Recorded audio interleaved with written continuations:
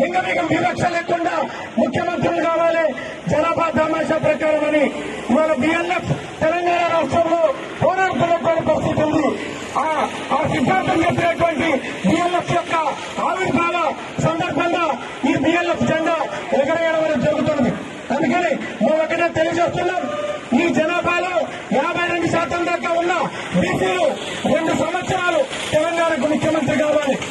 ఈ జనాభాలో 20% దాకా ఉన్న మానవాళికలు తెలంగాణలో సంవత్సరం పాటు ముఖ్యమంత్రి కావాలి.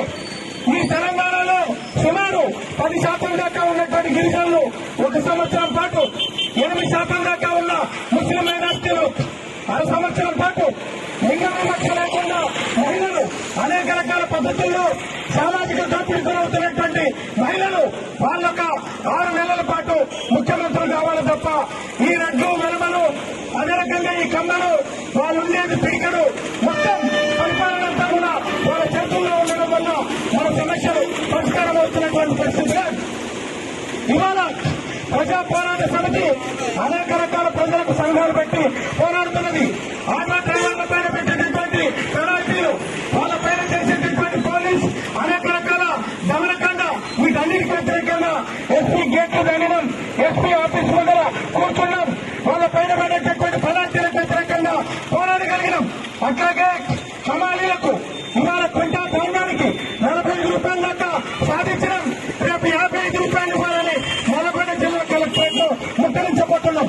అంతేకాకుండా ఒకవైపున సామాజిక అణచివేతకు వ్యతిరేకంగా పోరాడమని బిఆర్ అంబేద్కర్ చెప్పిండు, మరొక వైపున కార్మిక వర్గం యొక్క దోపిడీకి వ్యతిరేకంగా పోరాడండి కారల్ మార్క్స్ చెప్పిండు. మరొక వైపు కారల్ మార్క్స్ చెప్పినటువంటి సిద్ధాంతం ఎర్ర జెండాలు, మరొక వైపు సామాజిక అణచివేత, ఈ అణచివేతకు వ్యతిరేకంగా రాజ్యాంగం రాసినటువంటి బిఆర్ అంబేద్కర్ యొక్క ఆలోచన విధానం ప్రకారం బిఎల్ఎఫ్ 2 కళ్ళు, కారల్ మార్క్స్ ఒక కన్ను అయితే బిఆర్ అంబేద్కర్ ఒక కన్ను. సామాజిక దోపిడీకి వ్యతిరేకంగా జరిగేటటువంటి పోరాటం ఒకటైతే కార్మిక వర్గానికి వ్యతిరేకంగా జరిగేటటువంటి పోరాటం మరొక వైపున. ఈ రెండింటి పోరాటాలను మేళవించి ఈ రెండింటి పోరాటాల్లో వచ్చేటటువంటి ప్రజలతో ఈ తెలంగాణ రాష్ట్రంలో అధికారాన్ని చేజిక్కించుకోవాలనేటటువంటి పద్ధతుల్లో మార్చి 15వ తేదీన కాంశీరామ్ జన్మదినం రోజున సరూర్ నగర్ స్టేడియంలో 1,00,000 మందితో గర్జించే కార్యక్రమం జరుగుతున్నది. దానికి మనం అందరం కూడా సన్నద్ధం కావాలి. ఈ బిఎల్ఎఫ్ ఆవిర్భావ సందర్భంగా తెలంగాణ రాష్ట్రంలో బీసీ, ఎస్సీ, ఎస్టీ మైనార్టీల యొక్క మహిళల యొక్క ముఖ్యమంత్రుల అధికారంలోకి రావాలి. దానికోసం మనం అందరం కూడా సంఘటితం కావాలని మేము చెప్తున్నాం. ఇవాళ మాకు రూపాయి పెంచు, 2 రూపాయలు పెంచు అని భిక్ష తెలుసుకోవాలి. కార్మిక వర్గమే, అధికార వర్గాలే అధికారంలోకి వస్తే మనమే ఈ చట్టాలన్నింటి కూడా అమలు చేసేదానికి అవకాశం ఉంది. అధికారమే హక్కుగా మన ప్రయాణం సాగాలనే పద్ధతుల్లో ఈ బిఎల్ఎఫ్ ఆవిర్భావ సందర్భంగా జెండా ఎగరేస్తున్నాం.